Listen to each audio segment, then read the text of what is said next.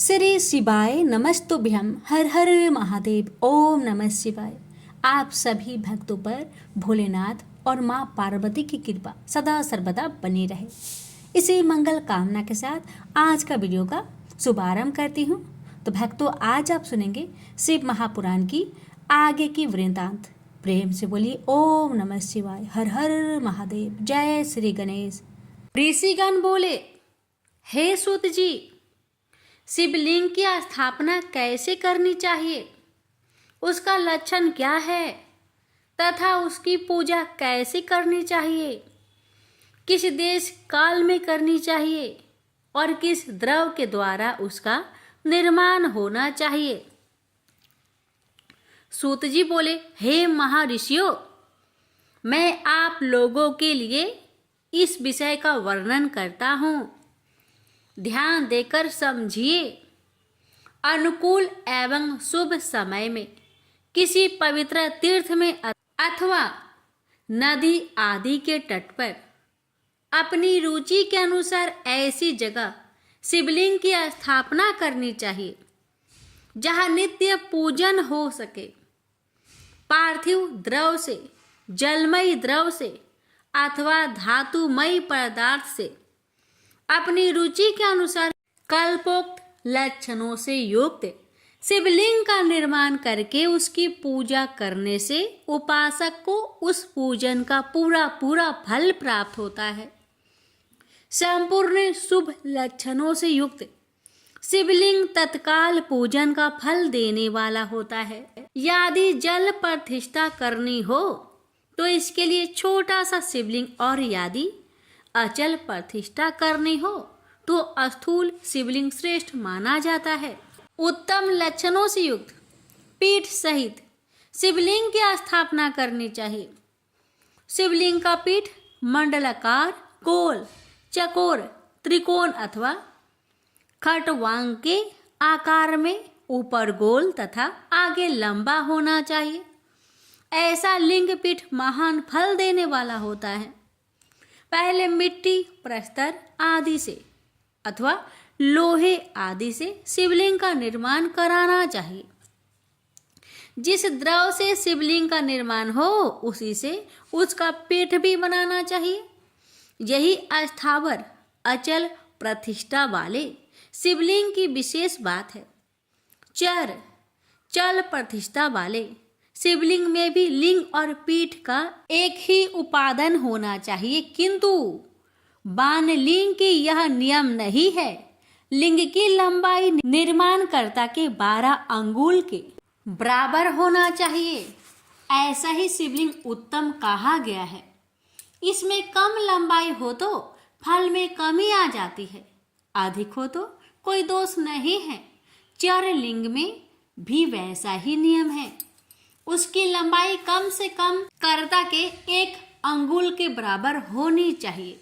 पहले शिल्प शास्त्र के अनुसार एक विमान या देवालय बनाए जो देवगणों की मूर्तियों से अलंकृत हो। उसका गर्भगृह बहुत ही सुंदर, सुदृढ़ और दर्पण के समान स्वच्छ हो। उसे 9 प्रकार के रत्नों से विभूषित किया गया हो। उसमें पूर्व और पश्चिम दिशा में 2 मुख्य द्वार हो। जहाँ शिवलिंग की स्थापना करनी हो उस स्थान के गर्त में नीलम, लाल रत्न, वैदूर्य, श्याम रत्न, मरकट, मोती, मूंगा, गोमेद और हीरा, इन 9 रत्नों तथा अन्य महत्वपूर्ण द्रव को वैदिक मंत्रों के साथ छोड़े।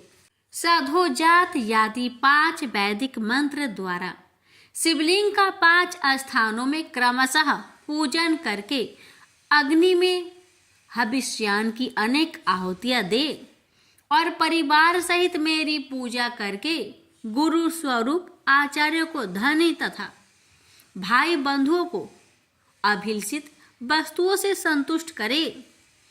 याचकों को जर, स्वर्ण, गृह एवं भू संपत्ति तथा चेतन गौ आदि वैभव प्रदान करे। अस्थावर जंगम सभी जीवों को यत्न पूर्वक संतुष्ट करके एक गड्ढे में स्वर्ण तथा 9 प्रकार के रत्न भरकर सधोजात आदि वैदिक मंत्रों का उच्चारण करके परम कल्याणकारी महादेव जी का ध्यान करें। तत्पश्चात नाद घोष से युक्त महामंत्र ओमकार का उच्चारण करके उस गड्ढे में शिवलिंग की स्थापना करके उसे पीठ से संयुक्त करें। इस प्रकार पीठ युक्त शिवलिंग स्थापना करके उसे नित्य लेप दीर्घ काल तक टिके रहने वाली मसाले से जड़कर स्थिर करें। इसी प्रकार वहां पंचाक्षर मंत्र से परम सुंदर वैर मूर्ति की स्थापना करनी चाहिए। सारांश यह है कि भूमि संस्कार आदि की सारी विधि जैसी लिंग प्रतिष्ठा के लिए कही गई है, वैसे ही वैर मूर्ति प्रतिष्ठा के लिए भी समझनी चाहिए। अंतर इतना ही है कि लिंग प्रतिष्ठा के लिए प्रणव मंत्र के उच्चारण का विधान है, परंतु वैर की प्रतिष्ठा पंचाक्षर मंत्र से करनी चाहिए। जहाँ लिंग की प्रतिष्ठा हुई है वहाँ भी उत्सव के लिए और बाहर सवारी निकालने आदि के निमित्त वैर मूर्ति को रखना आवश्यक है।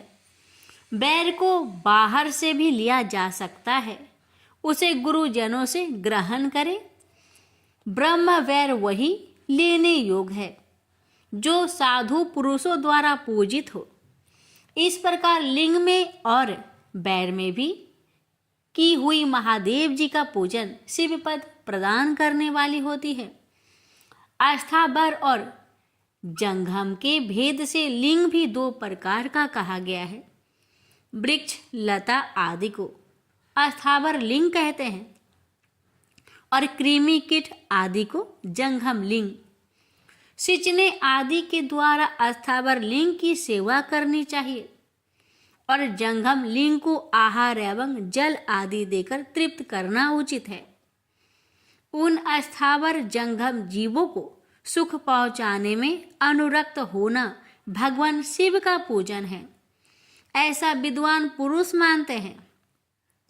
इस प्रकार चराचर जीवों को ही भगवान शंकर के प्रतीक मानकर उनका पूजन करना चाहिए। सभी पीठ परा प्रकृति जगदम्बा का स्वरूप है और समस्त शिवलिंग चैतन्य स्वरूप है।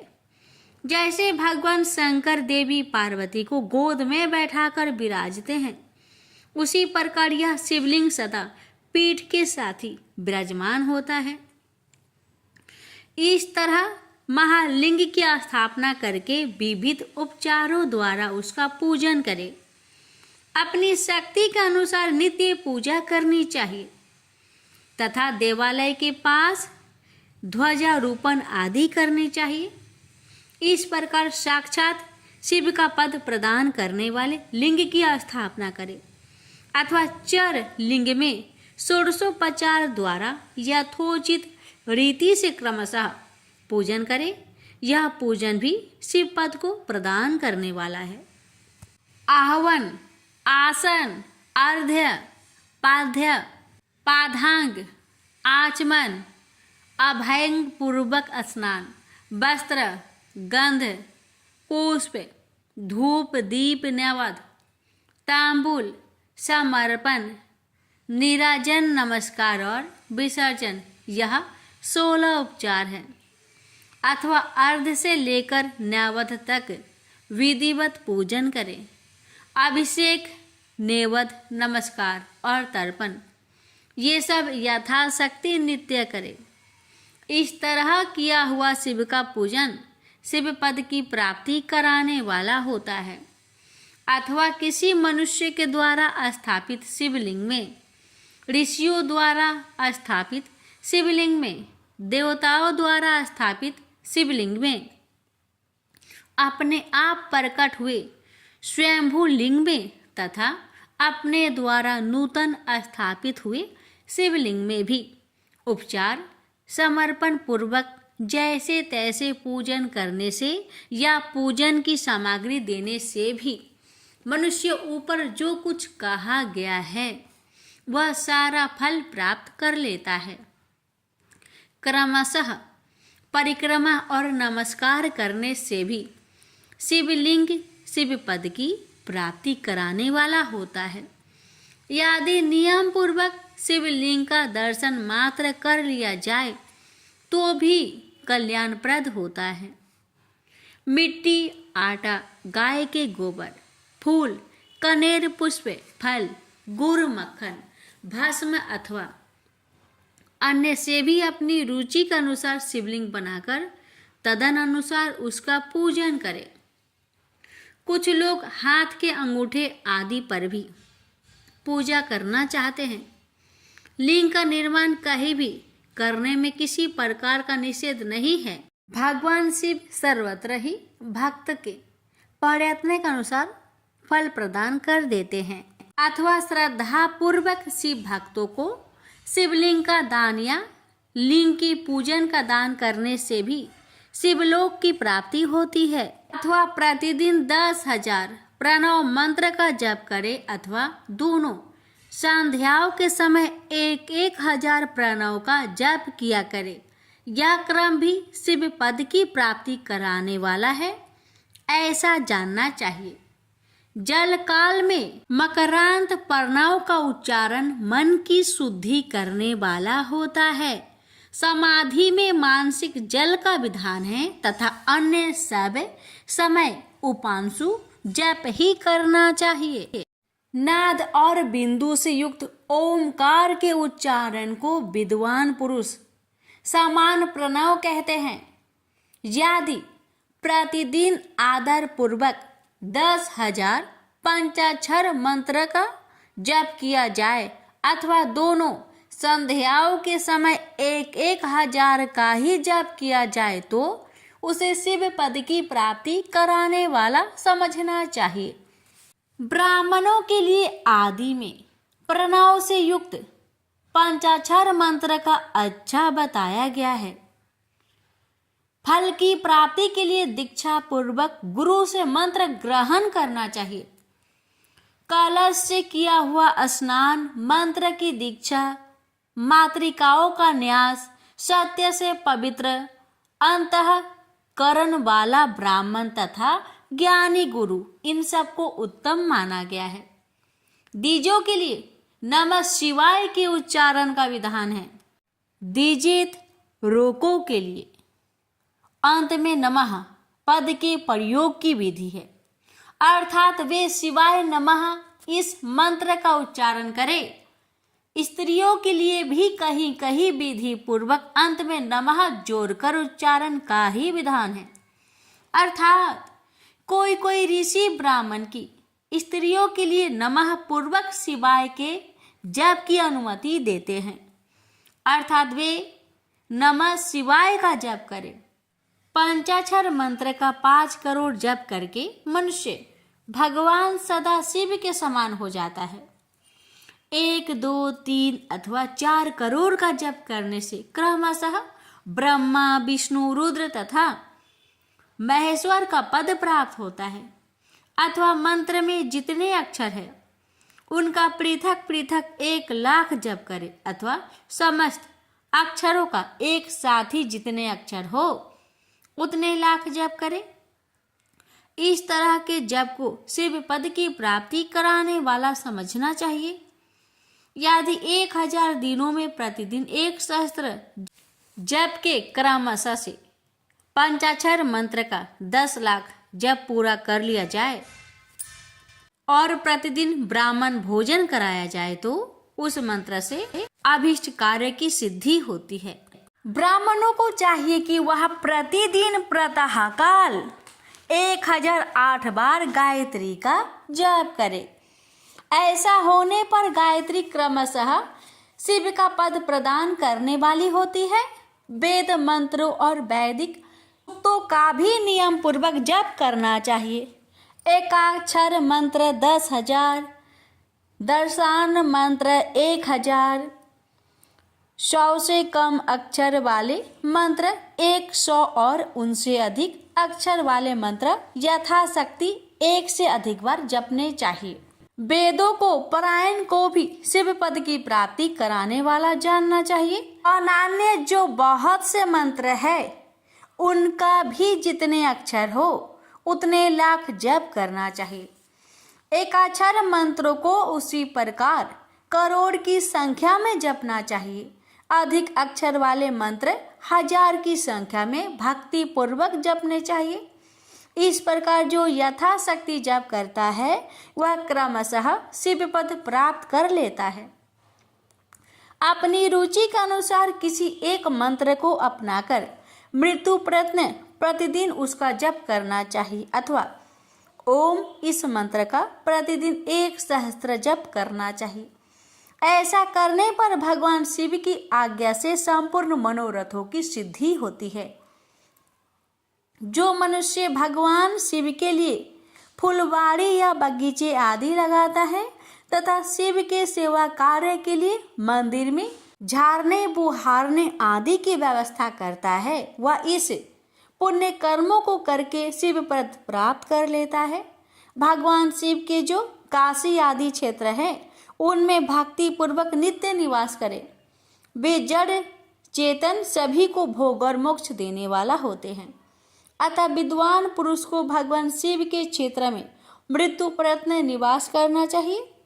मनुष्य द्वारा स्थापित शिवलिंग से चारों ओर 100 हाथ तक पुण्य क्षेत्र कहा गया है तथा ऋषियों द्वारा स्थापित शिवलिंग के चारों ओर 1000 हाथ तक पुण्य क्षेत्र होता है। इसी प्रकार देवताओं द्वारा स्थापित शिवलिंग के चारों ओर भी 1000 हाथ तक पुण्य क्षेत्र समझना चाहिए।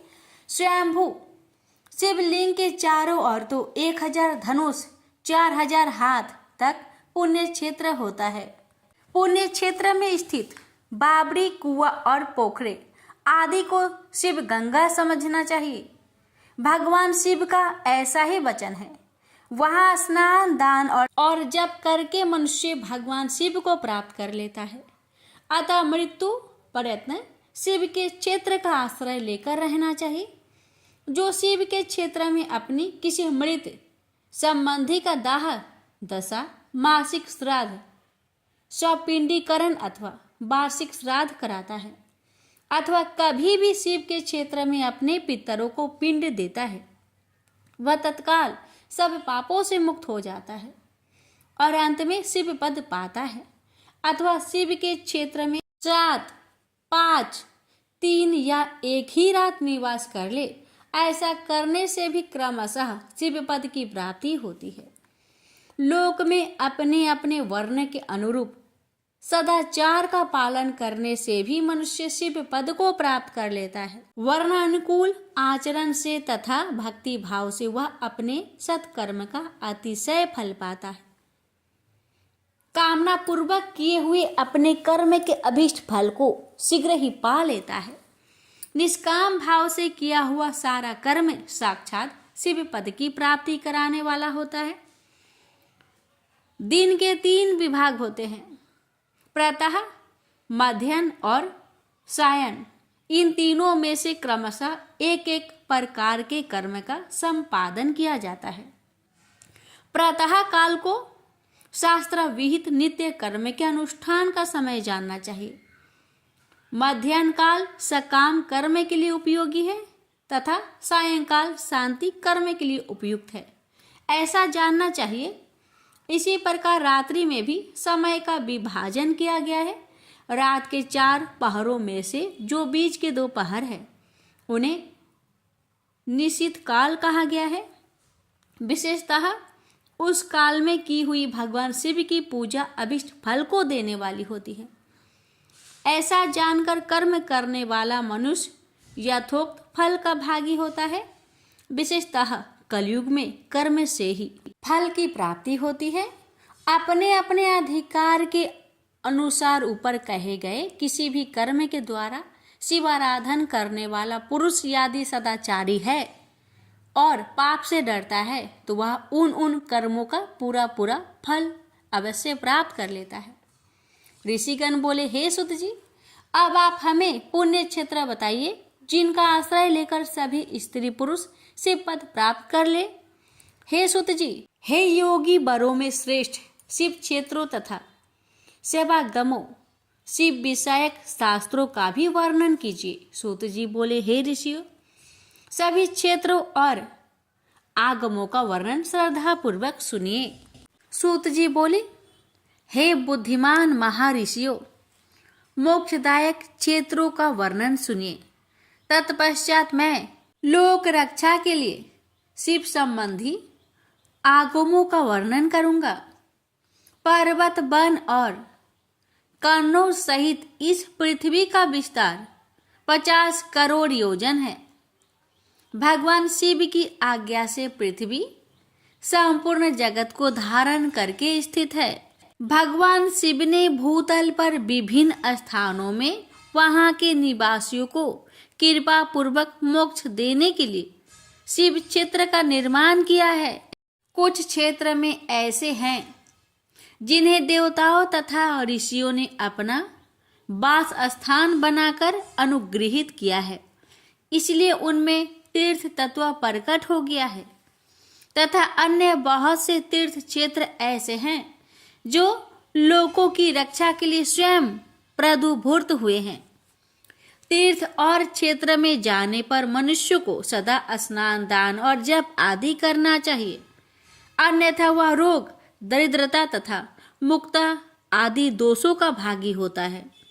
जो मनुष्य इस भारतवर्ष के भीतर स्वयंभू तीर्थ में वास करके मरता है, उसे पुनः मनुष्य योनि ही प्राप्त होती है। हे ब्राह्मणों, पुण्य क्षेत्र में पाप कर्म किए जाए तो वह और भी दृढ़ हो जाता है। अतः पुण्य क्षेत्रों में निवास करते समय थोड़ा सा भी पाप ना करें। जिस किसी भी उपाय से मनुष्य को पुण्य क्षेत्र में वास करना चाहिए। सिंधु और गंगा नदी के तट पर बहुत से पुण्य क्षेत्र है। सरस्वती नदी परम पवित्र और 60 मुख वाली कही गई है, अर्थात उसकी 60 धाराएं हैं। जो विद्वान पुरुष सरस्वती की उन धाराओं के तट पर निवास करता है, वह क्रमशः ब्रह्म पद को पा लेता है। हिमालय पर्वत से निकलती हुई पुण्य सलीला गंगा 100 मुख वाली नदी है। उसके तट पर काशी आदि अनेक पुण्य क्षेत्र हैं। वहां मकर राशि के सूर्य होने पर गंगा जी के तट भूमि पहले से भी अधिक परस्वस्थ एवं पुण्यदायक हो जाती है। सोनभद्र नदी के 10 धाराएं हैं। वह बृहस्पति के मकर राशि में आने पर अत्यंत पवित्र तथा अभिष्ट फल देने वाला हो जाता है। उस समय वहां स्नान और उपवास करने से विनायक पद की प्राप्ति होती है। पुण्य सलीला महानदी नर्मदा के 24 मुख स्रोत है।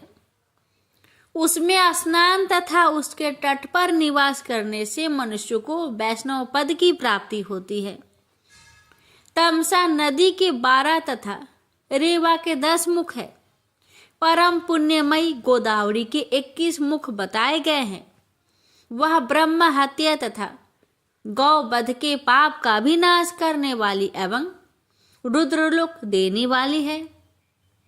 कृष्णवेणी नदी का जल बड़ा पवित्र है। वह नदी समस्त पापों का नाश करने वाली है। उसके 18 मुख बताए गए हैं तथा वह विष्णुलोक प्रदान करने वाली है। तुंगभद्रा के 10 मुख है। वह ब्रह्मलोक देने वाली है। पुण्य सलीला सुवर्ण मुखरी के 9 मुख कहे गए हैं। ब्रह्मलोक से लौटे हुए जीव उसी के तट पर जन्म लेते हैं। सरस्वती, पंपा, कन्यापुरी तथा शुभ कारक श्वेत नदी ये सभी पुण्य क्षेत्र हैं। इनके तट पर निवास करने से इंद्रलोक की प्राप्ति होती है। स्वः पर्वत से निकली हुई महानदी कावेरी परम पुण्यमयी है। उसके 27 मुख बताए गए हैं। वह संपूर्ण अभिष्ट वस्तुओं को देने वाली है। उसके तट स्वर्ग लोक की प्राप्ति कराने वाले तथा ब्रह्मा और विष्णु का पद देने वाले हैं। कावेरी के जो तट शिव क्षेत्र के अंतर्गत है, वे अभिष्ट फल देने के साथ ही शिवलोक प्रदान करने वाली भी है। नैमिषारण्य तथा बद्रिका आश्रम में सूर्य और बृहस्पति के मेष राशि में आने पर यदि स्नान करे तो उस समय वहां किए हुए स्नान पूजन आदि को ब्रह्मलोक की प्राप्ति कराने वाला जानना चाहिए। सिंह और कर्क राशि में सूर्य की संक्रांति होने पर सिंधु नदी में किया हुआ स्नान तथा केदार तीर्थ का जल पान एवं स्नान ज्ञानदायक माना गया है। जब बृहस्पति सिंह राशि में स्थित हो उस समय सिंह की संक्रांति से युक्त भाद्रपद मास में यदि गोदावरी के जल में स्नान किया जाए तो वह शिवलोक की प्राप्ति कराने वाला होता है। ऐसा पूर्व काल में स्वयं भगवान शिव ने कहा था। जब सूर्य और बृहस्पति कन्या राशि में स्थित हो तब यमुना और सोनभद्र में स्नान करे। वह स्नान धर्मराज तथा गणेश जी के लोक में महान भोग प्रदान कराने वाला होता है। यहाँ महर्षियों की मान्यता है जब सूर्य और बृहस्पति तुला राशि में स्थित हो उस समय कावेरी नदी में स्नान करे। वह स्नान भगवान विष्णु के वचन की महिमा से संपूर्ण अभिष्ट वस्तुओं को देने वाला माना गया है। जब सूर्य और बृहस्पति वृश्चिक राशि पर आ जाए तब मार्गशीर्ष महीने में नर्मदा में स्नान करने से विष्णु लोक की प्राप्ति होती है। सूर्य और बृहस्पति धनु राशि में स्थित होने पर स्वर्णमुखी नदी में स्नान किया हुआ स्नान शिवलोक प्रदान कराने वाला है। यह ब्रह्मा जी का वचन है। जब सूर्य और बृहस्पति मकर राशि में स्थित हो उस समय माघ मास में गंगा जी के जल में स्नान करना चाहिए।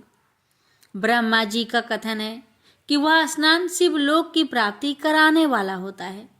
शिवलोक के पश्चात ब्रह्मा और विष्णु स्थानों में सुख भोग कर अंत में मनुष्य को ज्ञान की प्राप्ति हो जाती है। माघ मास में तथा सूर्य के कुंभ राशि में स्थित होने पर फाल्गुन मास में गंगा जी के तट पर किया हुआ श्राद्ध, पिंडदान अथवा तिलोदक दान पिता और नाना दोनों कुल के पितरों की अनेक पीढ़ियों का उद्धार करने वाला माना गया है। सूर्य और बृहस्पति जब मीन राशि में स्थित हो तब कृष्ण बेनी नदी में किए गए स्नान की ऋषियों ने प्रशंसा की है। उन महीनों में पूर्वोक्त तीर्थ में किया हुआ स्नान इंद्र पद की प्राप्ति कराने वाला होता है। विद्वान पुरुष गंगा अथवा कावेरी नदी का आश्रय लेकर तीर्थवास करे।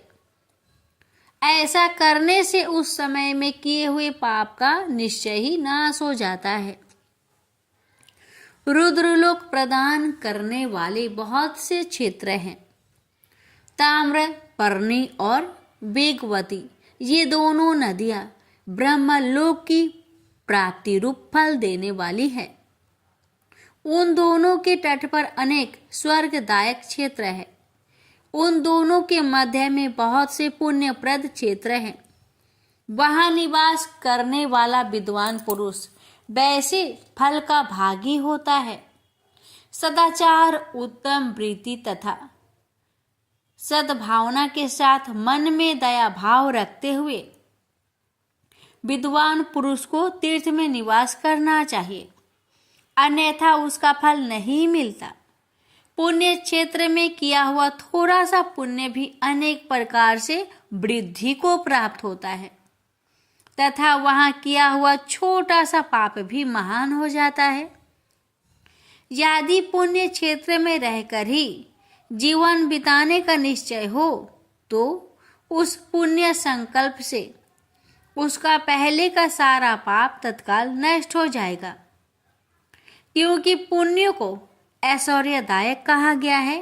हे ब्राह्मणों, तीर्थवास जनित पुण्य कायिक, वाचिक और मानसिक सारे पापों का नाश कर देता है। तीर्थ में किया हुआ मानसिक पाप वज्रलेप हो जाता है, वह कई कल्पों तक पीछा नहीं छोड़ता है। वैसा पाप केवल ध्यान से ही नष्ट हो जाता है, अन्यथा नष्ट नहीं होता। वाचिक पाप जप से तथा कायिक पाप शरीर को सुखाने जैसे कठोर तप से नष्ट हो जाता है। धनोपार्जन में हुए पाप दान से नष्ट होते हैं, अन्यथा करोड़ों कल्पों में भी उनका नाश नहीं होता। कभी कभी अतिशय मात्रा में बढ़े पापों से पुण्य भी नष्ट हो जाते हैं। पुण्य और पाप दोनों का बीजांश, वृद्ध्यांश और भोगांश होता है। बीजांश का नाश ज्ञान से, वृद्ध्यांश का ऊपर लिखे प्रकार से तथा भोगांश का नाश भोगने से होता है। अन्य किसी प्रकार से करोड़ों पुण्य करके भी पाप के भोगांश नहीं मिट सकते। पाप बीज के अंकुरित हो जाने पर उसका अंश नष्ट होने पर भी शेष पाप भोगना ही पड़ता है। देवताओं की पूजा, ब्राह्मणों को दान तथा अधिक तप करने से समय पाकर पाप भोग मनुष्य के सहने योग्य हो जाते हैं। इसलिए सुख चाहने वाले व्यक्ति को पापों से बचकर ही तीर्थवास करना चाहिए। ऋषिगण बोले, हे सुत जी, अब आप शीघ्र ही हमें वह सदाचार सुनाइए जिससे विद्वान पुरुष पुण्य को लेकर विजय प्राप्त कर लेता है। स्वर्ग प्रदान करने वाले धर्ममयी आचारों तथा नरक का कष्ट देने वाले अधर्ममयी आचारों का भी वर्णन कीजिए। सूत जी बोले, हे ऋषियों, सदाचार का पालन करने वाला विद्वान ब्राह्मण ही वास्तव में ब्राह्मण नाम धारण करने का अधिकारी है। जो केवल वेदोक्त आचार का पालन करने वाला है, उस ब्राह्मण की बड़ी संज्ञा होती है। सदाचार, वेदाचार तथा विद्या, इनमें से एक एक गुण से ही युक्त होने पर उसे द्विज कहते हैं। जिसमें स्वकल्प मात्र से ही आचार का पालन देखा जाता है, जिसने वेदाध्ययन भी बहुत कम किया है तथा जो राज्य का सेवक, पुरोहित, मंत्री आदि है, उसे क्षत्रिय ब्राह्मण कहते हैं। जो ब्राह्मण कृषि तथा वाणिज्य कर्म करने वाला है और कुछ कुछ ब्राह्मणोचित आकार का भी पालन करता है, वह वैश्य ब्राह्मण है। तथा जो स्वयं ही खेत जोतता है, हल चलाता है, उसे क्षुद्र ब्राह्मण कहा गया है। जो दूसरों के दोष देखने वाला और परद्रोही है, उसे चंडाल द्विज कहते हैं। इसी तरह क्षत्रियों में भी जो पृथ्वी का पालन करता है, वह राजा है। दूसरे लोग राज तत्वहीन क्षत्रिय माने गए हैं। वैश्यों में भी जो धान्य आदि वस्तुओं का क्रय विक्रिया करता है, वह वैश्य है। दूसरों को वाणिक कहते हैं। जो ब्राह्मणों, क्षत्रियों तथा वैश्यों की सेवा में लगा रहता है, वह क्षुद्र कहलाता है। जो क्षुद्र हल जोतने का काम करता है, उसे वृषल समझना चाहिए। शेष क्षुद्र दस्यु कहलाते हैं। इन सभी वर्णों के मनुष्य को चाहिए कि वे उस काल में उठकर पूर्वाभिमुख हो। सबसे पहले देवताओं का, फिर धर्म का, पुण्य अर्थ का, तदंतर उसकी प्राप्ति के लिए उठाए जाने वाले कलेशों का तथा आय और व्यय का भी चिंतन करें। प्रातः काल उठकर पूर्व, अग्निकोण, दक्षिण आदि 8 दिशाओं की ओर मुख करके बैठने पर क्रमशः आयु, देश, मरण, पाप, भाग्य, व्याधि, पुष्टि और शक्ति प्राप्त होती है। रात के पिछले पहर को उसह काल जानना चाहिए। उस अंतिम पहर का जो आधा या मध्य भाग है, उसे संधि कहते हैं। उस संधि काल में उठकर द्विज को मल मूत्र आदि का त्याग करना चाहिए। घर से दूर जाकर बाहर से अपने शरीर को ढके रखकर दिन में उत्तराभिमुख बैठकर मल मूत्र त्याग करे। यदि उत्तराभिमुख बैठने में कोई रुकावट हो तो दूसरी दिशा की ओर मुख करके बैठे। जल, अग्नि, ब्राह्मण आदि तथा देवताओं का सामना बचाकर बैठे। बाएं हाथ से उपस्थल को ढककर तथा दाहिने हाथ से मुख को ढककर मल त्याग करे और उठने पर उस मल को न देखे। तदंतर जलाशय से बाहर निकले हुए जल से ही गुदा की शुद्धि करे अथवा देवताओं, पितरों तथा ऋषियों के तीर्थों में उतरे बिना ही प्राप्त हुए जल से शुद्धि करनी चाहिए। गुदा में 7, 5 या 3 बार मिट्टी से उसे धोकर शुद्ध करें। लिंग में ककोरे के फल के बराबर मिट्टी लेकर लगाए और उसे धो ले, परंतु गुदा में लगाने के लिए 1 पसर मिट्टी की आवश्यकता होती है। लिंग और गुदा की शुद्धि के पश्चात उठकर अन्यत्र जाए और हाथ पैर की शुद्धि करके 8 बार कुल्ला करे। जिस किसी वृक्ष के पत्ते से अथवा उसके पतले कष्ट से जल के बाहर दातुन करना चाहिए, उस समय तर्जनी अंगुली का उपयोग न करे। यह दंत शुद्धि का विधान बताया गया है। तदंतर जल संबंधी देवताओं को नमस्कार करके मंत्र पाठ करते हुए स्नान करें। यदि कंठक या कमर तक पानी में खड़े होने की शक्ति ना हो तो घुटने तक जल में खड़ा होकर अपने ऊपर जल छिड़ककर मंत्रों उच्चारण पूर्वक स्नान कार्य संपन्न करे। विद्वान पुरुष को चाहिए कि वहां तीर्थ जल से देवता आदि का स्नान तर्पण भी करे। इसके बाद द्वैत वस्त्र लेकर 5 कच्छ करके उसे धारण करे। साथ ही कोई उत्तरीय भी धारण कर ले, क्योंकि संध्या बंदन आदि सभी कर्मों में उसकी आवश्यकता होती है। नदी आदि तीर्थ में स्नान करने पर स्नान संबंधी उतारे हुए वस्त्र को वहां न धोए। स्नान के पश्चात विद्वान पुरुष उस वस्त्र को बावरी में, कुएं के पास अथवा घर आदि में ले जाए और वहां पत्थर पर, लकड़ी आदि पर, जल में या स्थल में अच्छी तरह धोकर उस वस्त्र को निचोड़े। हे द्विजों, वस्त्र को निचोड़ने से जो जल गिरता है वह पितरों की तृप्ति के लिए होता है। इसके बाद जावाली उपनिषदों में बताए गए मंत्रों से भस्म लेकर उसके द्वारा त्रिपुंड लगाए। इस विधि का पालन न किया जाए, इसके पूर्व ही यदि जल में भस्म गिर जाए तो कर्ता नरक में जाता है। आपो ही ष्ठ, इस मंत्र से पाप शांति के लिए सिर पर जल छिड़के तथा यस्य क्षयाय, इस मंत्र को पढ़कर पैर पर जल छिड़के, इसे संधि प्रोक्षण कहते हैं। आपो ही ष्ठ इत्यादि मंत्र में 3 ऋचाएं हैं और प्रत्येक ऋचा में गायत्री छंद के 3-3 चरण हैं। इनमें से प्रथम ऋचा के 3 चरणों का पाठ करते हुए क्रमशः पैर, मस्तक और हृदय में जल छिड़के। दूसरी ऋचा के 3 चरणों को पढ़कर क्रमशः मस्तक, हृदय और पैर में जल छिड़के तथा तीसरी ऋचा के 3 चरणों का पाठ करते हुए क्रमशः हृदय, पैर और मस्तक का जल में प्रोक्षण करे। इसे विद्वान पुरुष मंत्र स्नान मानते हैं।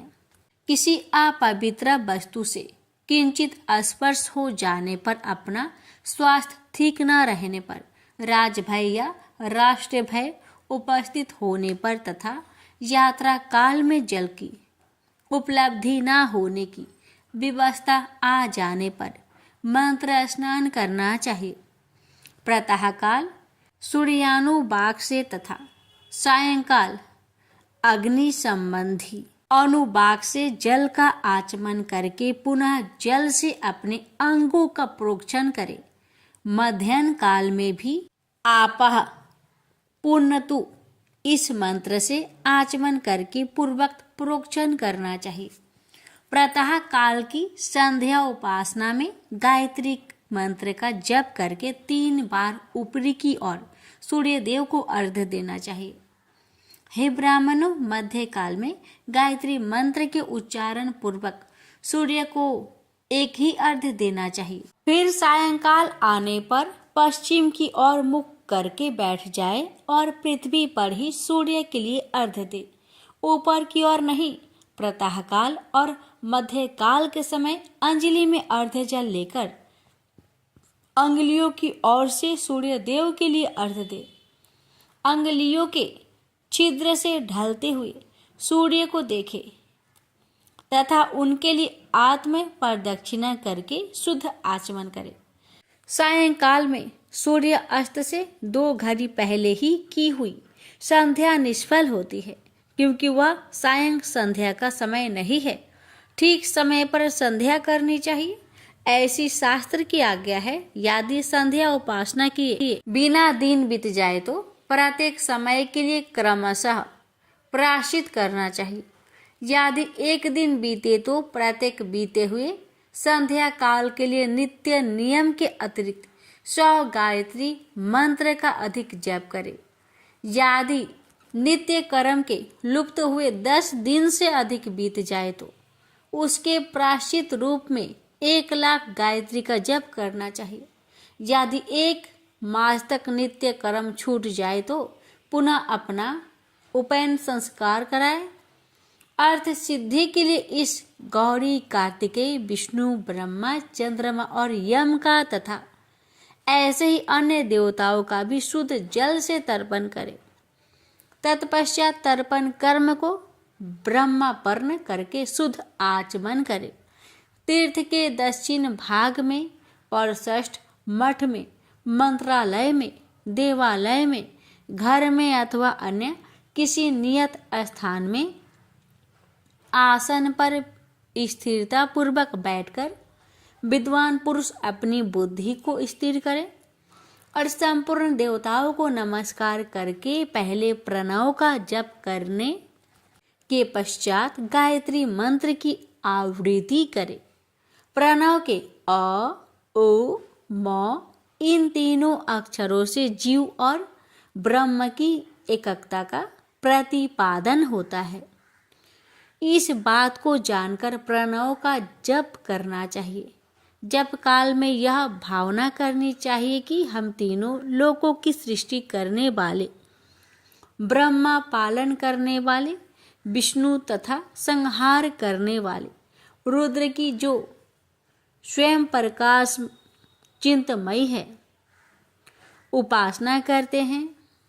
यह ब्रह्म स्वरूप ओमकार हमारी कर्म इंद्रियों और ज्ञान इंद्रियों की वृत्तियों को, मन की वृत्तियों को तथा बुद्धि वृत्तियों को सदा भोग और मोक्ष प्रदान करने वाले धर्म एवं ज्ञान की ओर प्रेरित करे। बुद्धि के द्वारा प्रणव के इस अर्थ का चिंतन करता हुआ जो इसका जाप करता है वह निश्चय ही ब्रह्म को प्राप्त कर लेता है। अथवा अर्थानुसाधन के बिना भी प्रणव का नित्य जप करना चाहिए। इससे ब्राह्मण तत्व की पूर्ति होती है। ब्राह्मण तत्व की पूर्ति के लिए श्रेष्ठ ब्राह्मण को प्रतिदिन प्रातःकाल 1,000 गायत्री मंत्र का जप करना चाहिए। मध्य काल में 100 बार और सायंकाल में 28 बार जप की विधि है। अन्य वर्ण के लोगों को अर्थात क्षत्रिय और वैश्य को तीनों संध्याओं के समय यथासाध्य गायत्री जप करना चाहिए। शरीर के भीतर मूलाधार, स्वाधिष्ठान, मणिपुर, अनाहत, आज्ञा और सहस्त्रसार ये 6 चक्र हैं। इनमें मूलाधार से लेकर सहस्त्र तक 6 स्थानों में क्रमशः विशेश्वर ब्रह्मा, विष्णु, ईश्वर, जीवात्मा और परमेश्वर स्थित है। इन सब में ब्रह्म बुद्धि करके इनकी एकाग्रता का निश्चय करे और वह ब्रह्म मैं हूँ ऐसी भावना से युक्त होकर जप करे।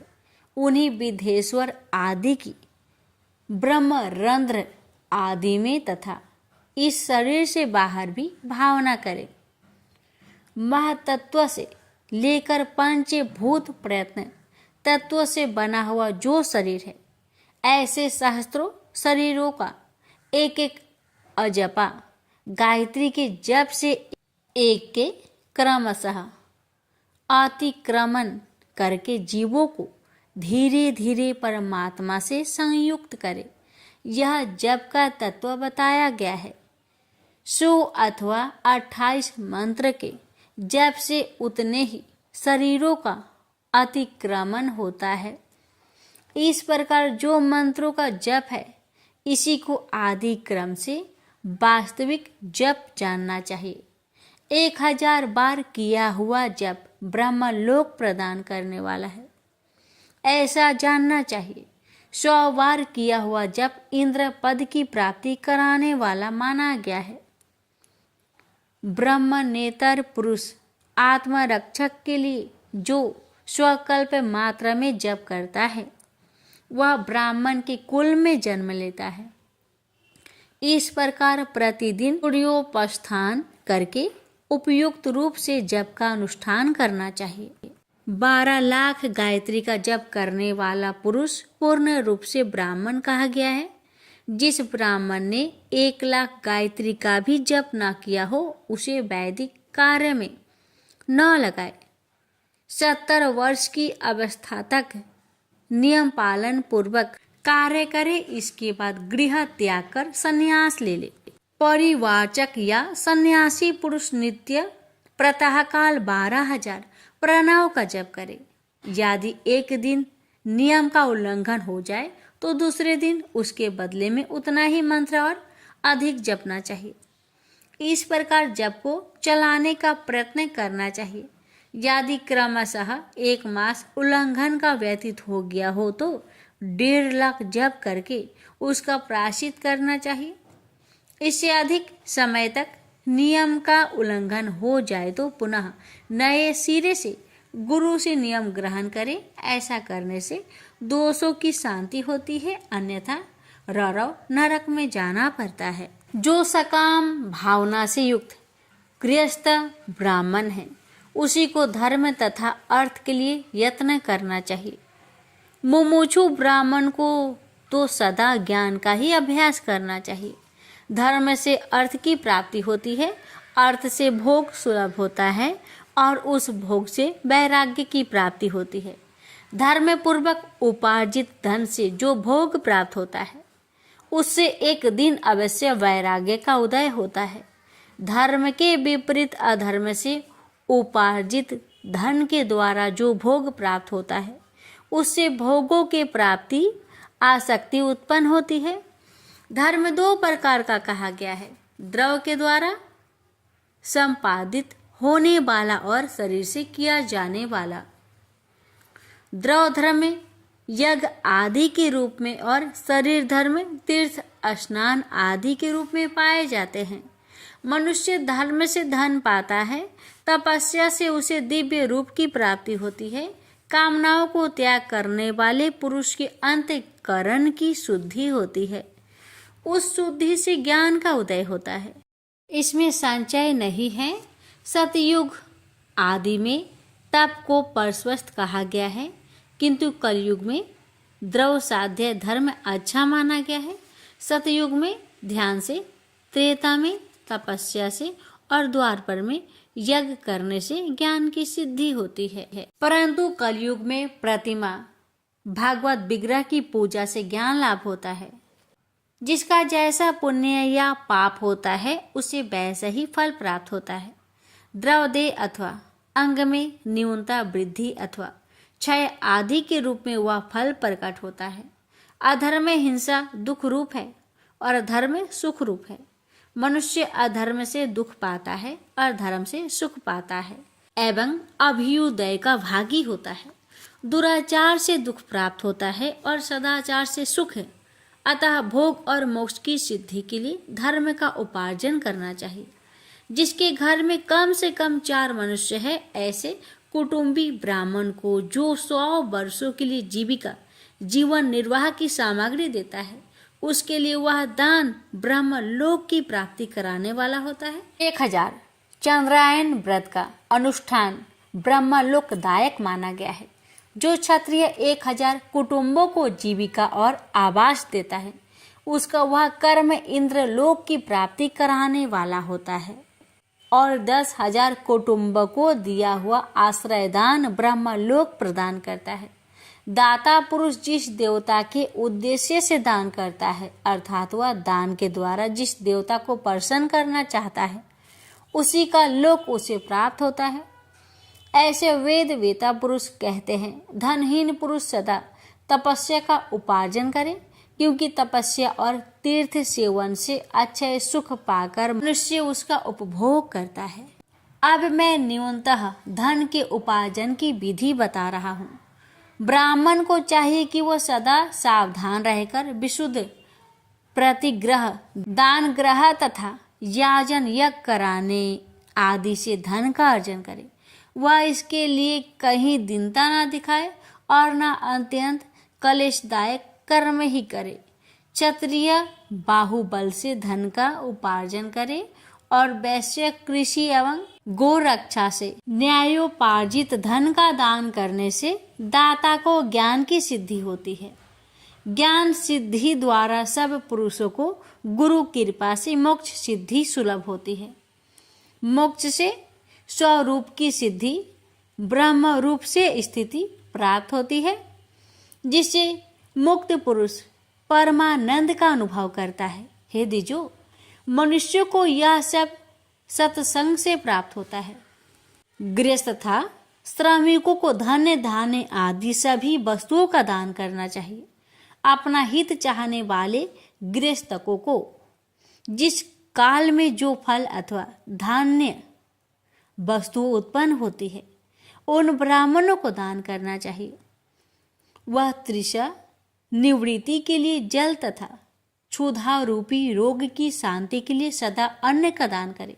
खेत धान्य, कच्चा अन्न तथा भक्ष्य, भोज्य, लोह और चोष्य, ये 4 प्रकार के सिद्ध अन्न दान करने चाहिए। जिसके अन्न को खाकर मनुष्य जब तक कथा श्रवण आदि सदकर्म का पालन करता है, उतने समय तक उसके किए हुए पुण्य फल का आधा भाग दाता को मिल जाता है। इसमें संचय नहीं है। दान लेने वाला पुरुष दान में प्राप्त हुई वस्तुओं का दान तथा तपस्या करके अपने प्रतिग्रहण जनित पाप की शुद्धि करे, अन्यथा उसे रौरव नरक में गिरना पड़ता है। अपने धन के 3 भाग करे, 1 भाग धर्म के लिए, दूसरा भाग वृद्धि के लिए तथा तीसरा भाग अपने उपभोग के लिए नित्य, नैमित्तिक और काम्य, ये 3 प्रकार के कर्म धर्मार्थ रखे हुए धन से करे। साधक को चाहिए कि वह वृद्धि के लिए रखे हुए धन से ऐसा व्यवहार करे जिससे उस धन की वृद्धि हो तथा उपभोग के लिए रक्षित धन से हितकारक, परिमित एवं पवित्र भोग भोगे। खेती से पैदा हुए धन का 10वां अंश दान कर दे, इससे पाप की शुद्धि होती है। शेष धन से धर्म वृद्धि एवं उपभोग करे, अन्यथा वह रौरव नरक में पड़ता है। अथवा आपकी बुद्धि पाप से परिपूर्ण हो जाती है या खेती ही चौपट हो जाती है। वृद्धि के लिए किए गए व्यापार में प्राप्त हुए धन का 6ठा भाग दान कर दे। श्रेष्ठ ब्राह्मणों को दान में प्राप्त हुए पदार्थों का 1/4 दान कर देना चाहिए। उन्हें अकस्मात प्राप्त हुए धन का तो आधा भाग दान कर ही देना चाहिए। असत प्रतिग्रह दूषित दान में प्राप्त संपूर्ण पदार्थों को समुद्र में फेंक देना चाहिए। अपने भोग की इस वृद्धि के लिए ब्राह्मण को बुलाकर दान करना चाहिए। किसी के द्वारा याचना करने पर अपनी शक्ति के अनुसार सदैव ही सब कुछ देना चाहिए। यदि मांगे जाने पर शक्ति रहते हुए वह पदार्थ न दिया जाए तो दूसरे जन्म में वह ऋण चुकाना पड़ता है। विद्वान को चाहिए कि वह दूसरे के दोषों का वर्णन न करे। हे ब्राह्मण, देशवश दूसरों के सुने या देखे हुए छिद्र को भी प्रकट ना करे। विद्वान पुरुष ऐसी बात ना कहे जो समस्त प्राणियों के हृदय में रोष पैदा करने वाली हो। ऐश्वर्य की सिद्धि के लिए दोनों संध्याओं के समय अग्निहोत्र करे। यदि असमर्थ हो तो वह एक ही समय सूर्य और अग्नि को विधि पूर्वक दी हुई आहुति से संतुष्ट करे। चावल, धान्य, घी, फल, कंद तथा हविष्य इनके द्वारा विधि पूर्वक अस्थाली पाक बनाए तथा यथोचित रीति से सूर्य और अग्नि को अर्पित करे। यदि हविष्य का अभाव हो तो प्रधान होम मात्र करे। सदा सुरक्षित रहने वाली अग्नि को विद्वान पुरुष अज शस्त्र की संज्ञा दे। यदि असमर्थ हो तो संध्या काल में जप मात्र या सूर्य की वंदना मात्र कर ले। आत्मा ज्ञान की इच्छा वाले तथा धनार्थी पुरुषों को भी इस प्रकार विधिवत उपासना करनी चाहिए, जो सदा ब्रह्म यज्ञ में तत्पर रहते हैं, देवताओं की पूजा में लगे रहते हैं, नित्य अग्नि पूजा एवं गुरु पूजा में अनुरक्त होते हैं तथा ब्राह्मणों को तृप्त किया करते हैं। वे सब लोग स्वर्ग के भागी होते हैं। प्रेम से बोलिए हर हरे महादेव। माता पार्वती की जय।